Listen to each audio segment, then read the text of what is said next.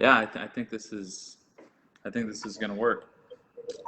Oh, dude, we're live. You're live. Yeah, it does. I see it on my phone that you're live. All right, nice. Cool, man. Well, Sweet. Rudy G. Remember when I used to call you that, Rudy G? Yeah. People have been calling me that since high school. And Oh, so really? I kind of, it stuck with me. So I just kept introducing myself as that. And then some people just did it on their own. So it kind of just worked. Dang, I thought I was special. I thought that was something that you and I had together, like it Man, was a special bond. many. No, I got that initial added on because my best friend in high school, he's still my best friend. His name's Rudy as well. And so we were always together and they had to like, well, which Rudy are you talking about? You talking about this Rudy or this Rudy? And so they just said, well, we're talking about Rudy G. So that's kind of how I got it. All right, cool, man. Well, I want to ask you this thought question. And, Perfect. you know, if it's not interesting, we don't need to dive into it. We'll just talk about whatever. But like I said, I wanted to kind of do the thought questions in this fashion, kind of combine it because it's more interesting to me to at least have a dialogue. Okay. So first, before I ask you the question, let me ask you a different question. Are you familiar with affirmative action? You know Yes. what that is? Yes, more or less. Okay. Yeah. Okay. What's your understanding of it? My understanding of it is just trying to create an even playing field for everybody. Right. Okay, cool. So are you familiar with equality and equity and kind of the difference? Oh, you're frozen up on me.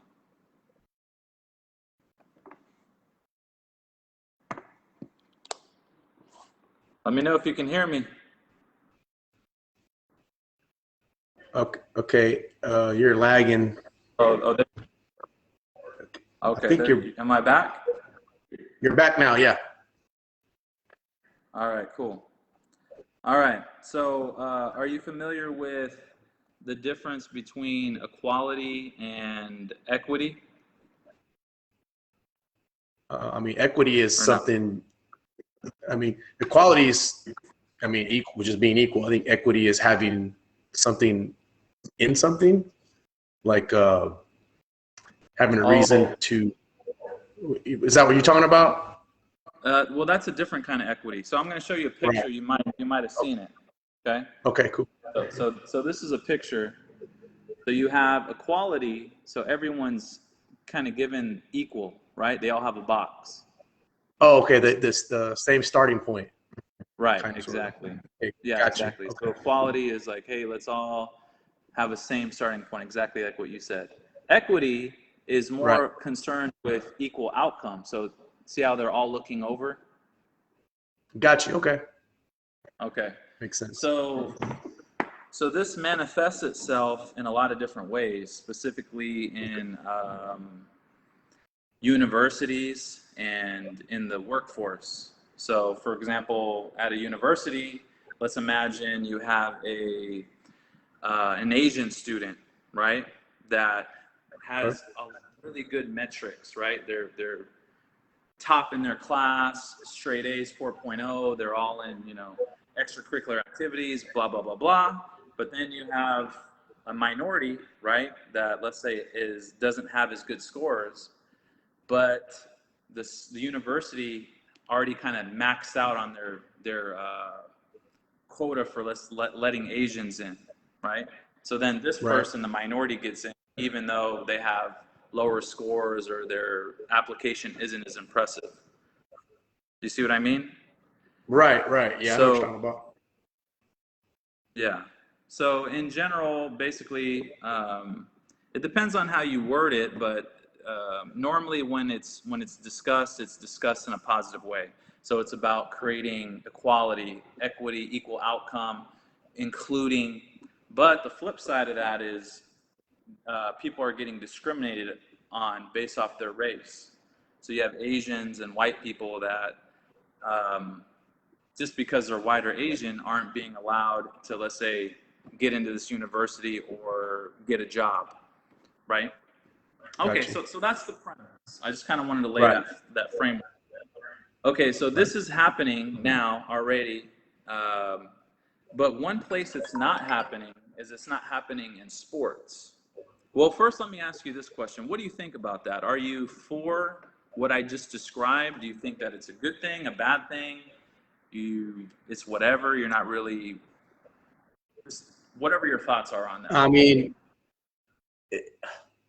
there's pros and cons to it, obviously. I mean, I do think that, some people should be given, the opportunity to go to school, regardless of like their starting point, like you say, because not everyone starts off on an equal playing field. Um, Mm-hmm. but it's kind of, you start splitting hairs with, okay, well, how many, when you start trying to pick out how many do we allow in and how many do we not. Um, so it's real touchy. I mean, I mean, and it's not even, so the first thing I thought when you asked is, well, is it a race thing or is it a class thing? Because there's poor Asians and there's poor white people, and No, no, they have the same obstacles as a poor Mexican or a poor black person. So yeah. is it, so you have to like be careful. It's like, well, we can't let any more whites in. Well, why? Because they're white, or because they have money? Mm-hmm. Or because I know a lot of white people who are very poor, Asians, Mexicans. So there's poor people in every race. So is it a class thing or is it a race thing described as? I think it's a class thing described as a race thing. To be honest with you, so it's kind of hard. It's kind of Uh-huh. hard when you think about it. Yeah, that's a great point. I'm not too familiar with it. Like, I just kind of understand the basic premise, like what I laid out. But as far as what you said, if it dealt with class, to me, that would make a little bit more sense, and it would seem a little bit Right. more fair. And more Um, fair because it wouldn't matter what color you were. exact. Well, I say that, you may say that too, but that's considered a very, in some circles, a very what's like a very like, I It's can't a think of the very word. It's a taboo subject. Yeah, yeah, yeah. Because like this basically what it is to me, and people, it's a form of kind of reverse discrimination. When you say reverse, you have minorities, let's say, that were typically discriminated against, but now you have Asians and white people being discriminated on just because of their skin. And just if you Right. guys are watching, I'm not saying that affirmative action is wrong and we shouldn't be doing Right. this and this and this and this, but there is cons to it. There are Yeah. cons. There's many cons, especially Yeah. now. I'm definitely leaning towards the fact that I don't see it as a good thing. I think that's just my opinion. But anyway, what you're saying about class, that would make more sense to me than just going straight off race, because you brought Yeah. up a great point. You might have let's say, a really wealthy African American and then a dirt poor Asian. You know what I mean? Right. Just Yeah. You never because know. you never know. You're right. Yeah. Okay, so I think for the most part, when I talk to people about this, I think most people kind of like are somewhere in the middle. They're just kind of like, yeah, I kind of see it. I can see the benefit, and so let's just assume that that's well, let's kind of assume that that's your stance. You're somewhere in the middle. Yeah. Now, In the middle.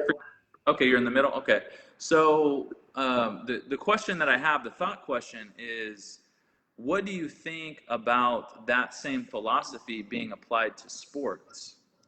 Because in a university, you have certain standards, and let's just get rid of affirmative action, only the best students would get in. And if that Right. was true, based off the metrics, from what I understand, Asians would just be flooding these universities.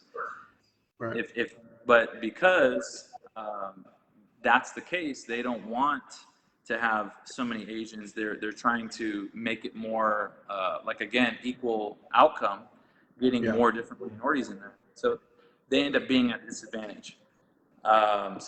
Same similar thing is happening now in nonprofits and also in the workforce. Yeah. But what I haven't seen it discussed is sports.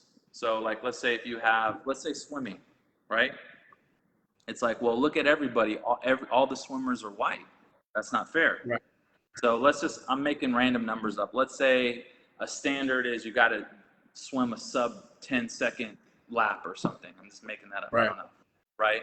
But then you have, let's say, a minority group, whatever it might be, and they can't hit that barrier. But even though they don't meet that standard, they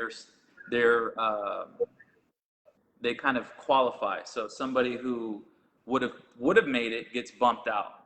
Does that make sense? Yeah, I know exactly what you're saying. Mm-hmm.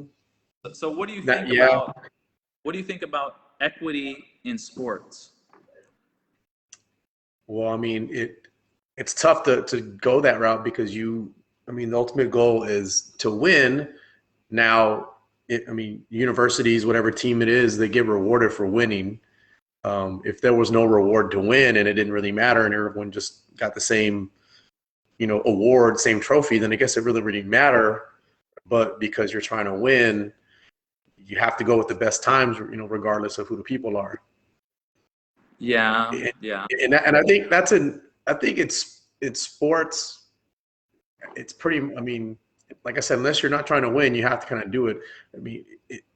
I think it's just cut and dry. You're either going to win or you lose. And if we're talking about university sports, it's, money comes into universities via sports, specifically football and basketball. So you're not going to make money if you don't win.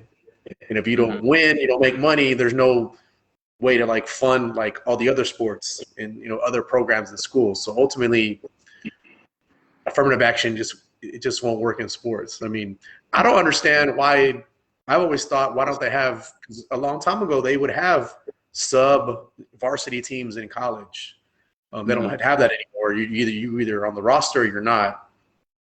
I don't see why they don't bring back sub varsity teams, so then more people could at least participate.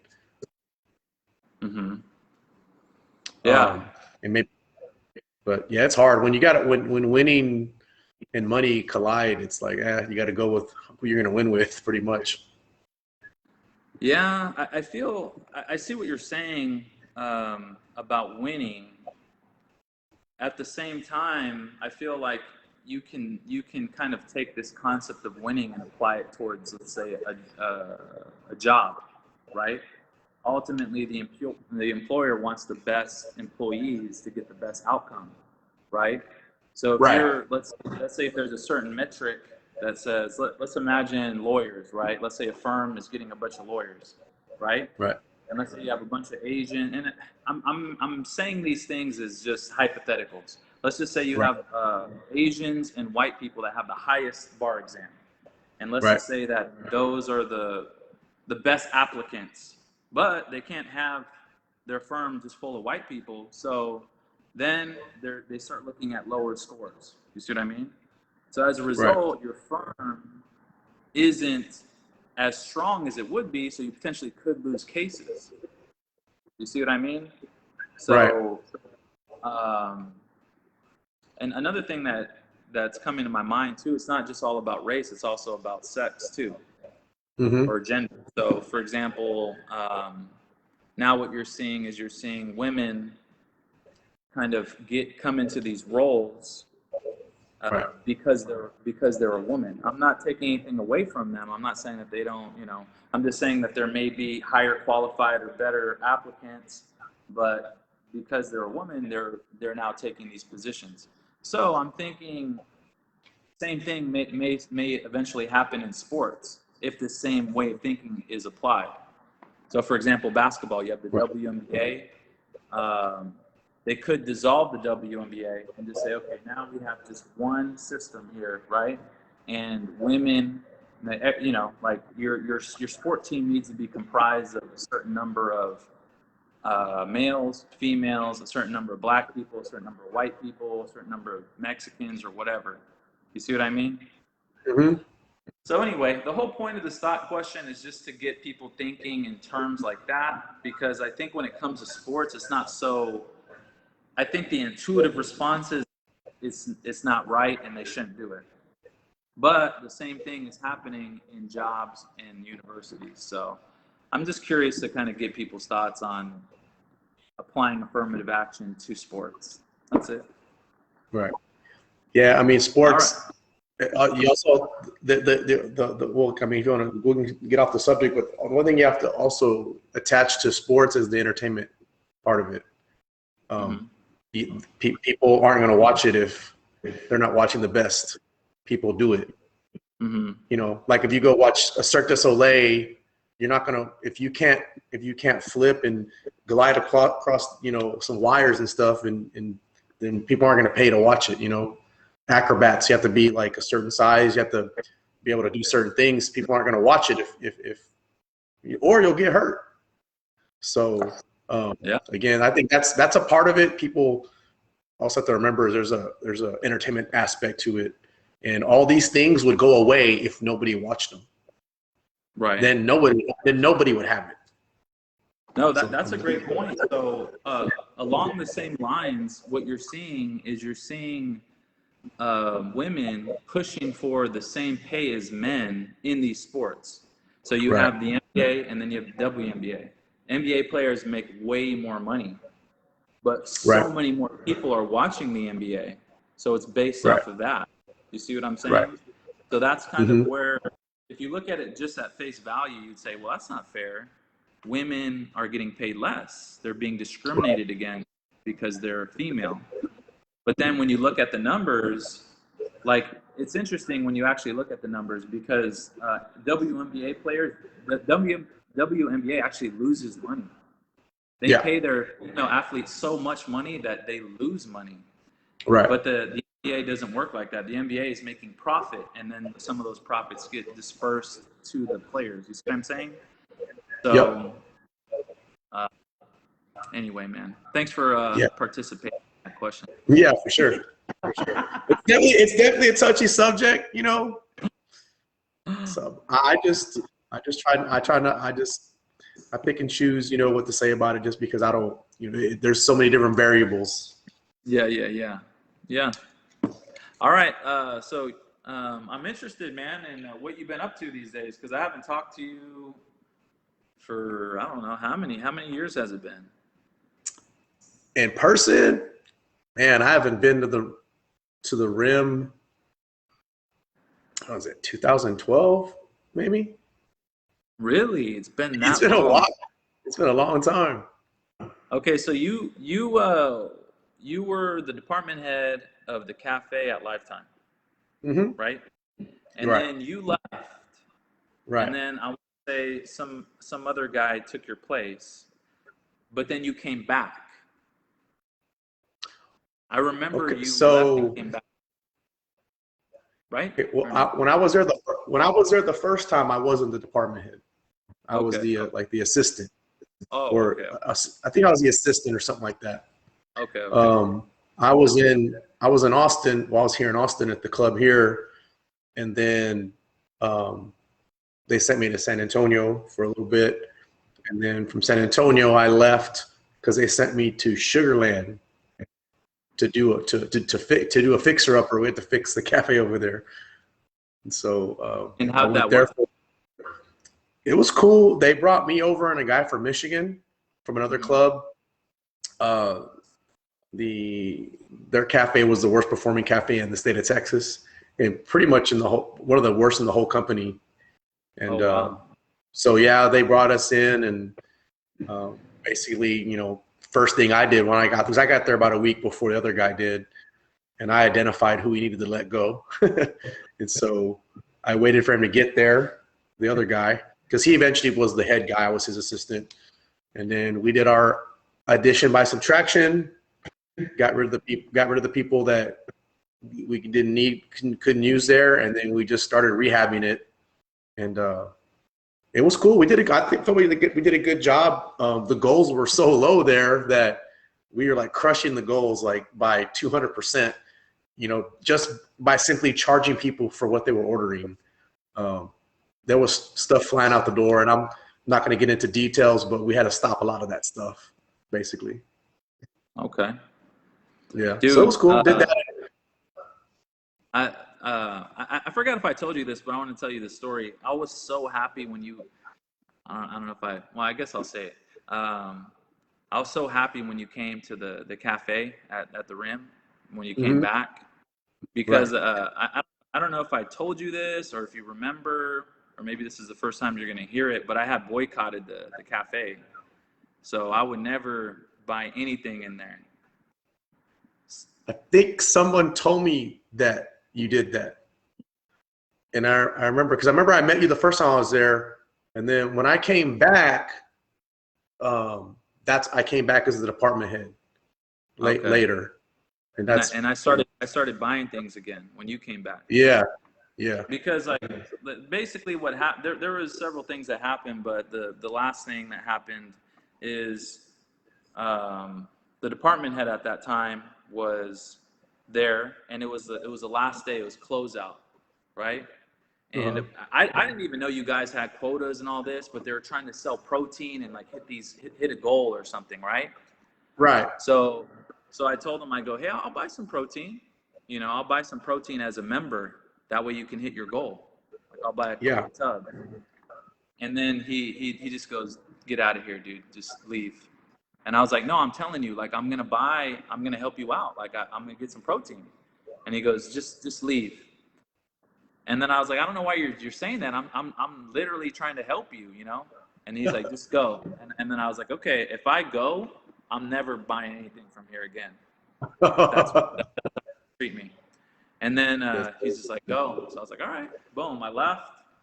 After that, I never bought anything there. So when you came back, I was like, oh, I felt hell yeah, because I could go start eating again. You know what I mean? Yeah. I mean, I never not let anyone buy anything. I remember when I went back. When I went back, I forgot. I think I went from Sugarland back there. But we had a new regional person in Texas that was she was a lot in Austin, and she wanted me to go to the San Antonio one when the former person that was there before me went to another state, I think, I'm not mistaken, another cafe somewhere else. And she was excited because they always wanted the Rim Cafe to be like the South Austin Cafe. Which is what? Fucking nuts. just like blowing it out of the water or something like that? Always. Like, one of the highest grossing cafes like every month. Okay. And when I got hired there, they hired another girl at the same time. And the department head there was actually overseeing both Austin locations, and they wanted to take one away from them because it was just too much to handle. So they hired up me and another person, and they were supposed to groom one of us.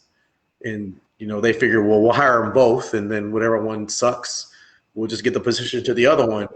And then they realized that neither one of us sucked, and they're like, "Fuck! Like, what do we do? We want both of them."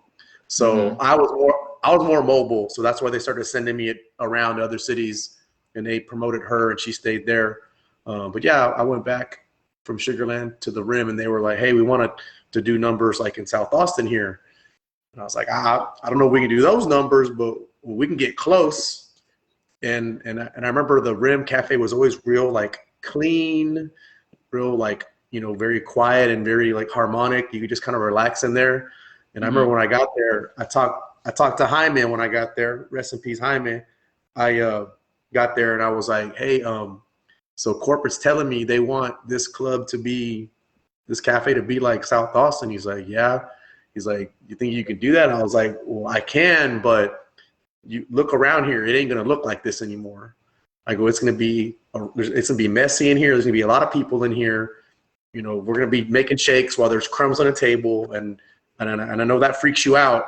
I was like, but that's the only, you have to just know that's gonna happen. And sure enough, that's what happened. And for a while, we were crushing it in that cafe for a minute. So then what happened?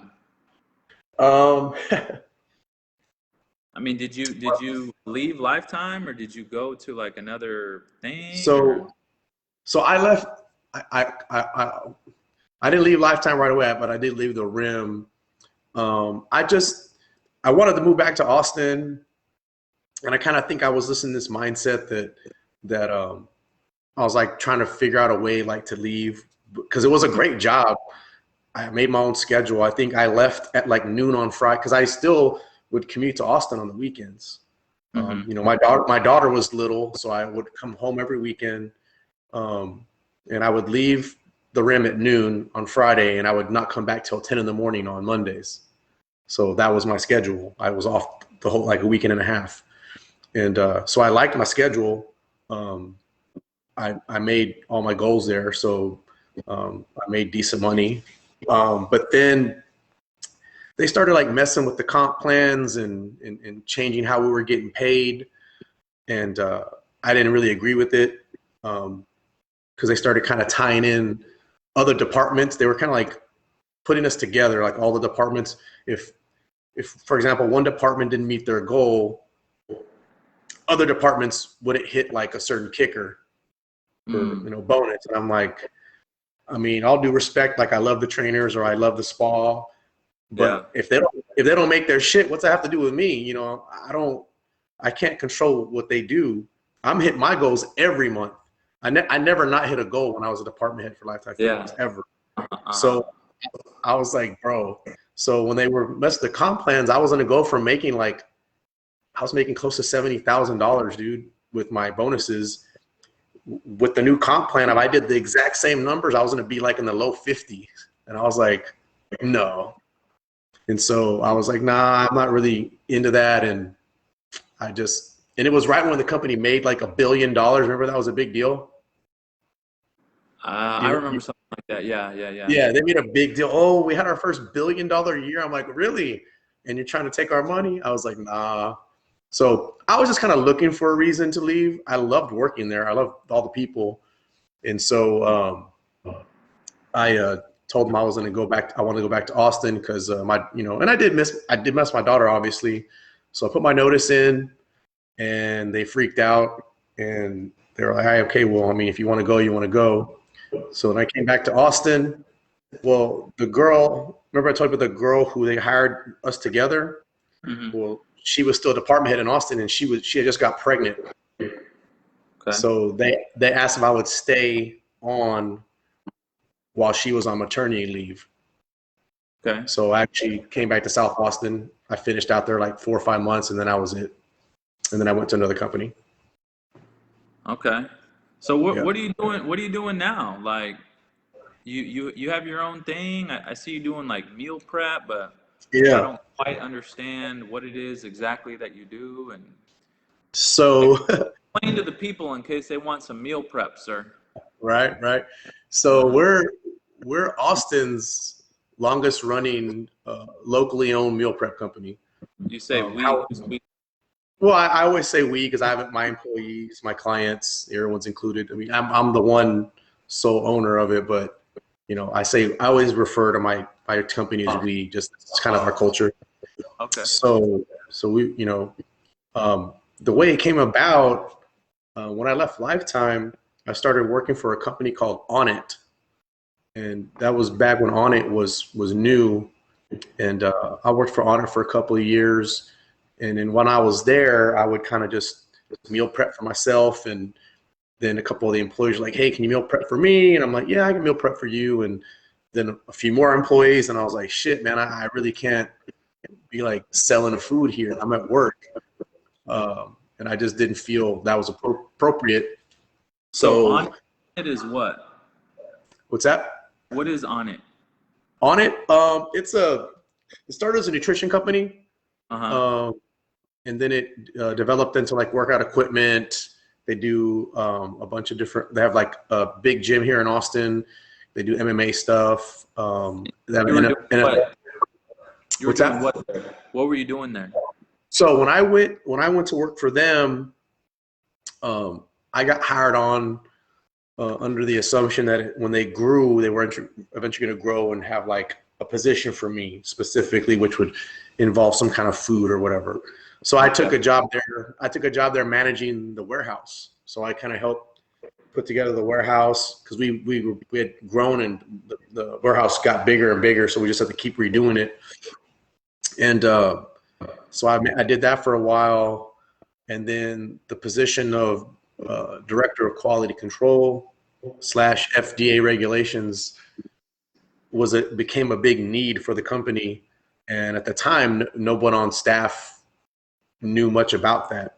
So I just raised my hand and I was like, I'll try doing it. And they were like, okay.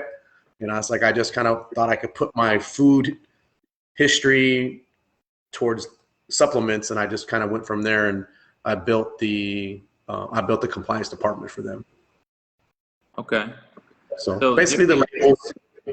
what was that? So basically the labels on the back of the vitamins. Yeah. I had to make sure that everything was correct on them, and I would source ingredients and, you know, check the orders and, you know, stuff like that. So during that time you were meal prepping, people were asking you to meal prep, and then that's what gave you the idea just to start making it turn into a company, or were you kind of doing it kind of like a side thing, or Well, I was just how? doing it I just did it for myself and a couple of people. Mhm. So I was like, well, I'll cook for you guys, but, you know, let me talk to the owner and just let him know that I'm doing this, because I don't want to. This kind of, you know, I have integrity, so I wasn't going to just be trying to slang food at work. So I Right. went to his office, and I was like, hey, I was cooking for so and so and so and so, and, you know, they want to pay me, and I just wanted to see if that's okay, because I don't want to be doing that if you find that inappropriate. And he's like, no, that's fine. He goes, why don't you just do it for the whole company? And I was like, oh. I was like, okay. And at the time, we had about 20, 25 employees. So that's And kind of how it started. how does that work though? Like, did they pay you like a flat rate and you would cook for So, everybody, or like how'd that go down?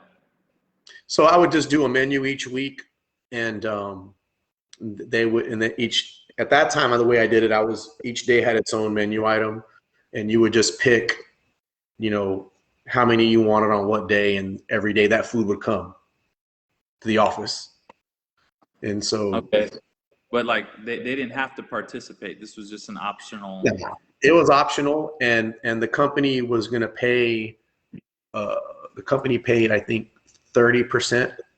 So it was like a copay. So the employees could pay like $5 for a meal, but that would normally cost you $10.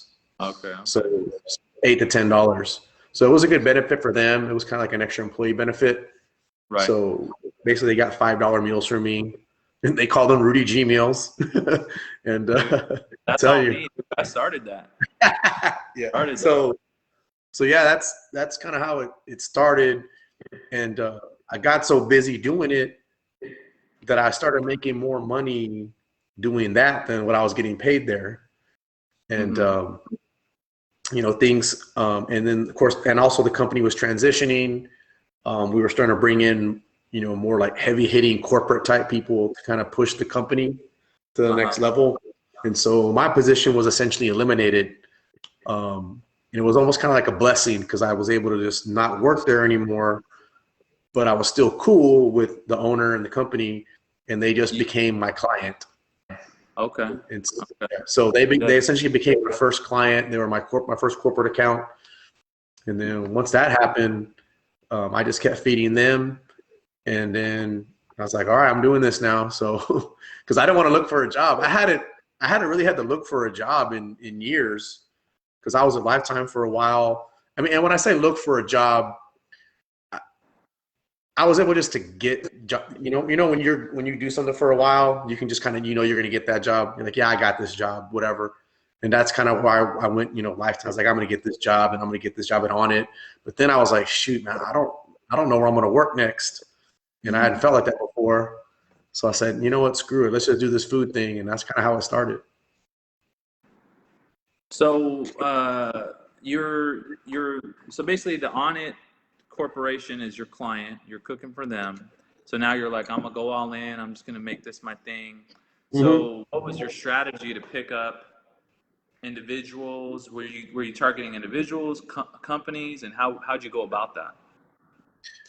A little bit of all that. At first, I didn't really have a strategy. It was a lot of swinging and missing. But what I did have with On It was it was a baseline, and there were a lot of athletes that went through those doors. So, you know, in addition to the trainers that were there, and then people who worked out there who were members started kind of filtering to me. And then some of the trainers there started getting really big, like exposure online. They would have their Instagram, whatever. And so I would kind of like team up with certain people.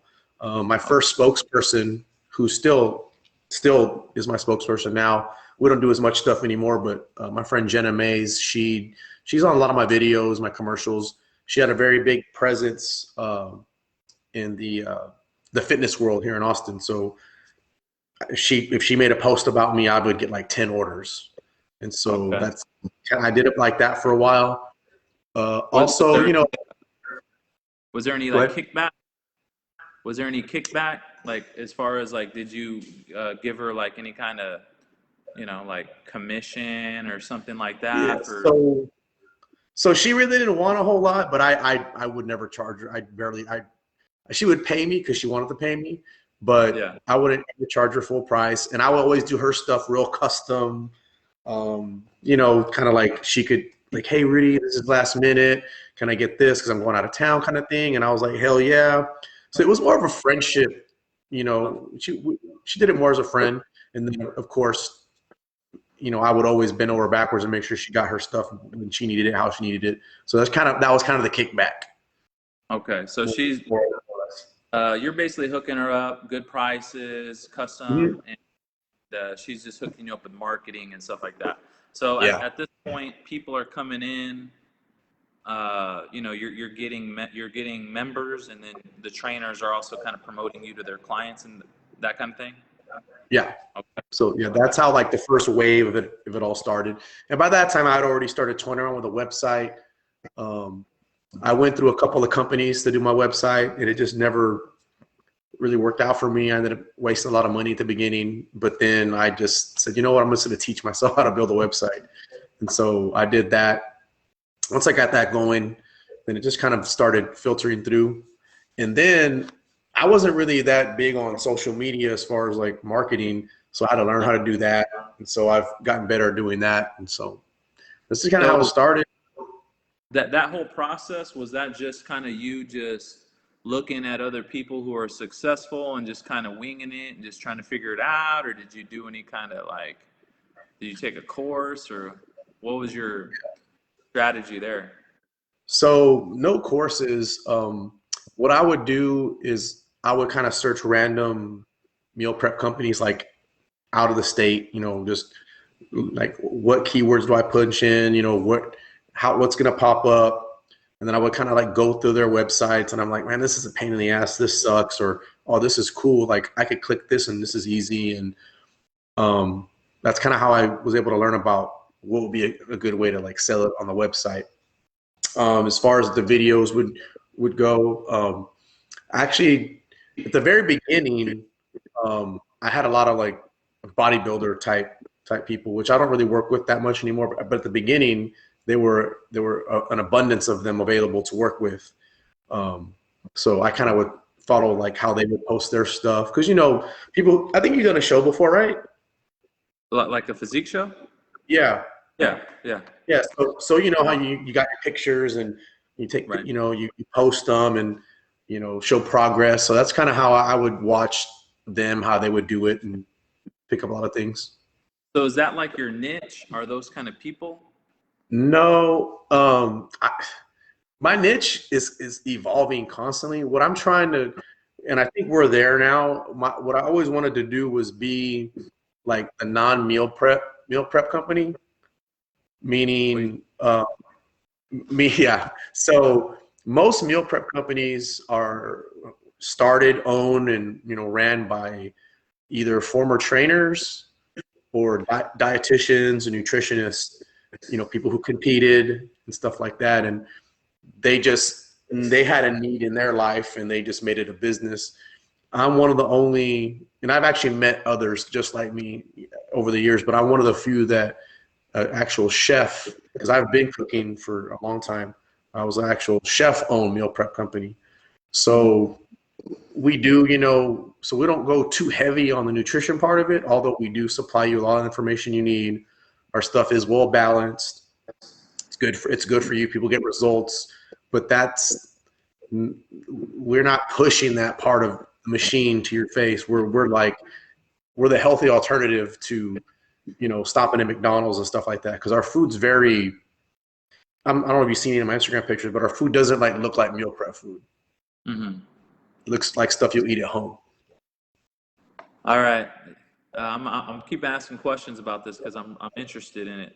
So I'm interested in like where are you making the food? Are you making it? Do you have other people making it? Are you doing it at your house? Do you have a place? What's up with that? All the above. So we have a commercial kitchen. We've been in a commercial kitchen. We were in our first one for about, I don't know, 7 years. And then we recently moved about a year and a half ago to another location closer to my house on the east side of Boston. And so we have a commercial kitchen that we rent space out in. So that's where we do the bulk of our cooking, I say 90% of it. I have a couple of the clients that are real particular, that I do custom stuff for. And sometimes I'll just do that at home because it's 8 meals or 10 meals. And it's just too much of a distraction for me to do it at the kitchen when we're in the midst of mass production. Mm-hmm. If you're doing we're doing anywhere from 500 to 1,000 meals in one day, anywhere from 6 to 8 recipes. We kind of have it's like a machine. And so I can't really pull away from that to make these 10 specific meals for this person because it just messes everything up. So I'll just do those at home, sometimes. But for the most part, it's out of the kitchen. Okay. When you were at Lifetime, was Kyle? Do you remember a trainer there named Kyle? Sounds familiar. What did he look like? He's tall, white guy. See, that's what I thought in my head, but I don't know if it's the right guy. Yeah. Well, anyway, the reason why I ask is because I find this kind of evolution interesting because you've gone through it. He kind of went through it. He and his wife, they own Wild Way Oats. It's like a granola, a grain-free granola. That's even better. So I remember he had a commercial kitchen. Heather Larican, she was, you know her, right? She was working with you. So now I think she does something similar. Jessica Steitler. Do you remember her? No. Anyway, I remember when Heather first started. I remember I followed her big time when she first started.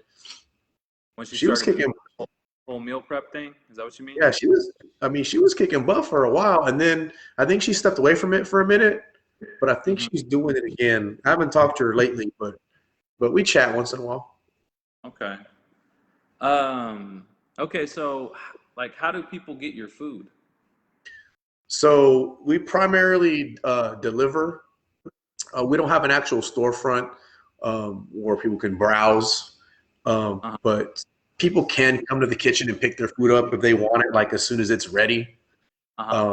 We have a handful of people that do that. It's just better for their schedule, but we deliver on Monday mornings. So our drivers show up to the kitchen about 9 on Mondays. We get them all. We get all their orders loaded up in their cooler bags, and then we send them on their way. And from 9:30 to about 1 o'clock, we're delivering all over Austin. Okay, and let's just say that I'm a customer and I want to get your food. What does the process look like? So most people will get it. So this is how most people find me. Most people find me on Instagram. So that's a good place for people to find me. And then, of course, word of mouth. So people will get my number from somebody. The best, easiest way is just to go to the website. The website it's built in a way that you're going to have questions the first time, but it's built so easy that you won't have questions again. That makes any sense? So I did it like that. I did that on purpose, just because I didn't want to have to answer questions. I don't want to have to answer a bunch of different questions multiple times and have single people having multiple questions. Does that make sense? Because I'm not a tech guy, so I was trying to make it real simple for me and the customer. So I'll always send people to the website. They'll have a couple of questions. and everyone has the same exact ones. So we already know how to like answer them quickly. And So then what are examples? uh, so uh, which meals will I get? So we have every week we rotate the menu, and so we have 8 different meals every week. So So is it like I sign up for it and then I just get a certain number of meals, or do I have an option? Like I want to get 1 meal, I want to get right. 5. So the options are, well, the first thing you do is you pick the portion size you like. So that's another question, like what are the portion sizes? And that's all on the website, but we'll answer the questions anyway. So you choose between the 4 different portions sizes. Once you decide which portion size is right for you, then you click there, and then you get an option of how many meals you want. The minimum amount, you have to order 6. So you can Okay. get 6, 8, 10, 12, 16, and we just added a 24 pack for people if they want to split it with someone, because you save money the more you order in one order. So, Okay. so then you could just pick like, okay, I want 12-ounce meal. I want 10 of them. You click it, and then you proceed, through the ordering process. And then come And, Monday, you have some guy that delivers that stuff to the address that's put on there. yep. Okay. So then Monday they get it. So that's it. It's pretty simple. The only thing that's not on the site, and it's just hard to do, and I'm actually working with another platform to sell food that we're going to have this option later. But you can't like click like each meal and be like, oh, I want 2 of those, 3 of those. Which for my client base, it's fine, because most of my clients, they like almost everything we have, so they don't care what they get. Mm-hmm. The ones who do care, there's a big section for notes, and they just put in there like no salmon, or no this, or I want 5 of those, and that's it. Which is fine now because we're not a huge company, but that's why we're working on this new platform, because at some point that's going to be too much for me to go through every single note and read every note. So we're working on another platform now where that kind of can be automated. Nice, man. Well, that's cool, dude. So you're in Austin, right? So you're Mm-hmm. delivering Austin. I'm sure there's a certain proximity cutoff. Yeah, we go to Round Rock. We try not to go any further than Round Rock. And then if I get a client here and there that's in Buda, or maybe even Kyle, I live in South Austin, so it's not that difficult for me like to run an order out. We try not to do it because I mean it's hard. Delivering it takes time, but for the right people, if they order, I'm not going to tell someone who's ordered a $200 meal plan, no, you can't have it. So we Right. just figure out a way, so make it fair for everybody. Cool, dude. Well, hopefully that wasn't too boring talking about your work, but I was interested in that because from an outsider, I don't know how it works. I just see you Yeah. like doing prepping, and I kind of didn't know what was going on, but you kind of cleared up a lot of that. That's cool, dude. So I'll make sure to send people your way that are in Austin. Yeah, for sure, man. And man, we actually used to have clients in Corpus Christi for a long time. That's my hometown. So I was able to get clients down there, and I had a driver for 2 years that would come to Austin, and we'd transport everything in these big coolers, and we'd get up to Corpus, and then we'd disperse them. We had like a couple of gyms where I bought refrigerators and put them in these gyms, and we just load them up, and people in Corpus would just come and get all their food. And I've been trying to do something like that in San Antonio, because San Antonio is so close to us. It's like an hour away. Mm-hmm. But I just never can find the right like partnership, like if I can find someone that has a gym with space and can throw fridges in, then we could do the same thing. But I don't know. We'll see. I think the San Antonio market's good, but Do you remember? logistics. Do you remember Nathan? Nathan, Yeah, I think. tall Mexican guy. Yeah, yeah, He owns a gym. That might be a good contact. yeah. Move, Fit, Live. I'm trying to think. There's a few people that open their. Oh, Anthony and Isaac. That's not really a gym though. That's just kind of like a studio. Right. But Oh yeah, I saw Anthony talking. I watch Anthony's videos. Anthony's yeah, funny. yeah, yeah. Yeah. Cool, I man. watch Well, I watch all the videos of people and all the people that I knew when I was there. Like I literally still keep up with everybody. You know, even if I don't like tell you, hey, I'm keeping up with you. Like you, Anthony, Josh Fields, and his wife. I forgot her name. Um, Pat, Pat. Patricia. Yeah, Pat. Patricia. Yeah. Um, I was in communication with Iman for a long time, but I kind of lost touch with him. Um, Well, and you know what happened, right? Iman? Yeah. Mm-mm. Are you serious? Yeah. You, you don't know what happened? No. Oh man, it's a horrible story. Really? Really? Yeah, really, dude. It's Oh shit. horrible, man. Like I kind of Okay. have Well, a, I can tell you. I mean, it's not like a secret or anything. It's just, it's the worst. It's the worst, worst thing, dude. Let me tell you? well, sure.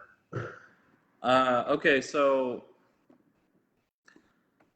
uh, so basically, he kind of had his own gym, right? Yeah, I remember that. Yeah, yeah, yeah. I And actually took food there. okay, okay, Yeah. yeah. He had his own gym, and it burnt down. Right.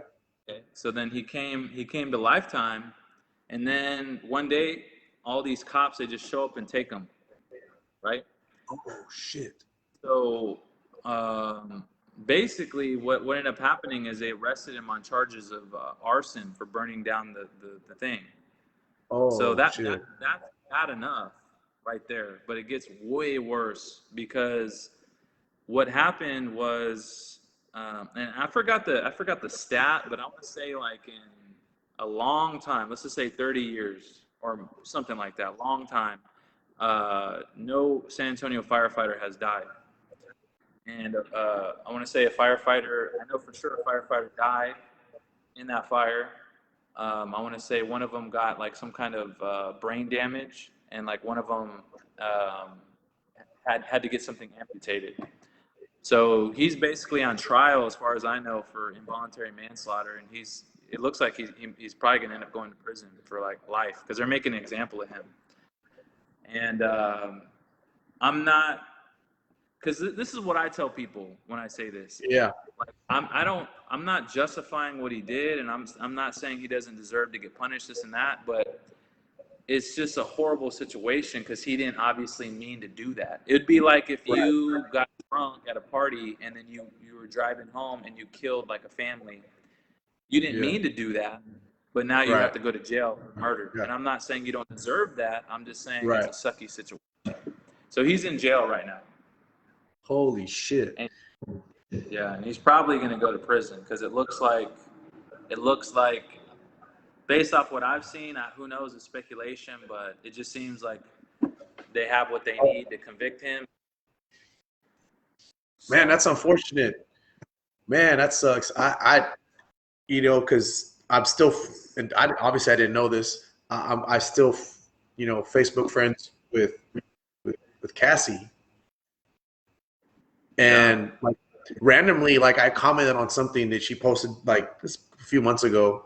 Just randomly commented, and like she commented back or whatever, and I obviously didn't, and I almost wanted to ask because I hadn't seen him on online, and I was gonna kind of ask her like, "Hey, where's he at?" But I didn't because I mm-hmm. thought maybe they got a divorce or something, and so I didn't want to like get in no business, right? I was Yeah, like, "Oh, that's personal," and if they got a divorce, then I don't want to like I don't want her to tell me, like.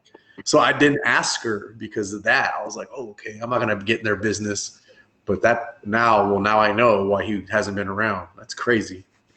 That's yeah, unfortunate. Fuck. it is. It's such a sucky situation, man. I feel so He's, bad.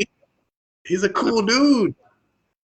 But And people could be watching this and basically be like, you know, like, how dare you? He killed, you know, that firefighter, and I get No, it. I get that he, side. hey, you know, when you make decisions and, um, you know, like you said, if I got drunk and got behind the wheel, I made a choice. And Right. so, yeah, I would deserve to get punished. And, you know, and here's the thing, just because someone commits a crime doesn't mean people stop caring about them. Mm-hmm. You know what I'm saying? Right. I mean, obviously, that's a bad crime. And if he goes to jail, I have nothing that he deserves to go to jail. Mm-hmm. But that doesn't mean I'm going to be like, oh, I hated that guy, because that would Right. be a lie. You know? Right. Well, that's unfortunate, man. That's crazy. You learned something new today. I did.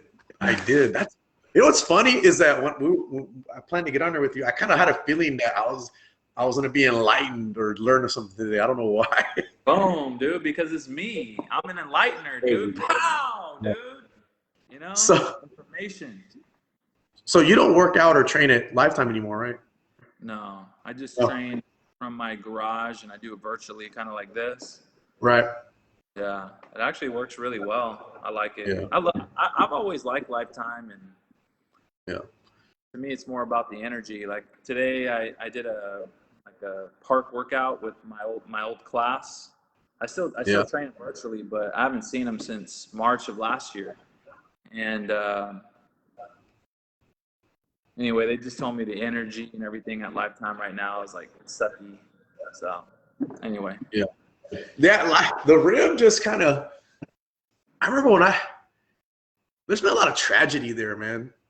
like Like, what? it's Oh, Jaime, you mentioned Jaime, huh? Jaime, Chris Wilson's passed away. Oh, Um, dude, yes, man. um, the the tall black guy. Uh, I think he was a salesman and he was a trainer. What was his name? He looked like Terrell Owens. JT? No, we used to call him T.O. What was his name? He passed away too. No way. Are you serious? You know what I'm Wait, talking about, right? I'm pretty sure I know who you're talking about, but like, Real tall black guy. He was bald. Maurice. Maurice, Maurice. Maurice, Maurice. Yeah. Okay, I thought you were talking about somebody else. Okay, Oh, you're no. right. Yeah, you're right. And that happened out of nowhere too. You're right. I forgot Yeah. about all that. Yeah. Wow. Maurice, Chris Wilson, Jaime, Iman situation. That's not good. Whoa, that's crazy. Yeah. Anyway, oof. Well, we've been talking for looks like about an hour. Anything else All you want right. to say, sir? You want to drop your way that people can contact you in case somebody wants to get your food? I'm here in Austin, man. My Instagram's a good way, like, to kind of get information, see what we have. My Instagram is mychefg, my, and then chef G, and then our website is mychefg.com as well. So those are the two best options to find us. And yeah, anywhere we deliver pretty much anywhere in Austin. And like I said, we're trying to work on getting to San Antonio. Hopefully we'll get there soon.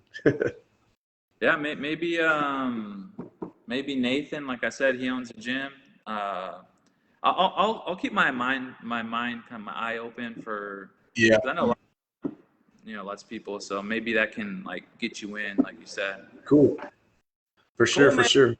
Well, hopefully you had a little bit of fun and it wasn't too boring. But It was fun. It's good chatting with you, man. all right, buddy. Well, have a All good right, day. take care. All right, bye. Later.